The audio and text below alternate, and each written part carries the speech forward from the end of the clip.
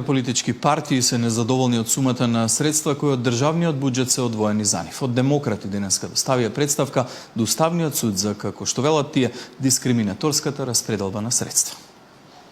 Кандидатот за градоначалник на Битола, Јорго Гненовски, денеска достави иницијатива до Уставниот суд против, како што вели, криминалната распределба на финансиите за рекламирање на учесниците на изборите.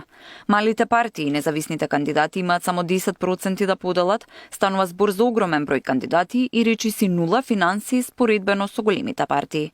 Бараат уставен да го поништи овој закон и сите партии да имаат подеднакво пари да се рекламираат за изборите. Ние како политички субјект ќе добиеме 700 евра за овие избори, додека ДПМН со коалицијата и СДС со коалицијата добива 2.800.000 евра.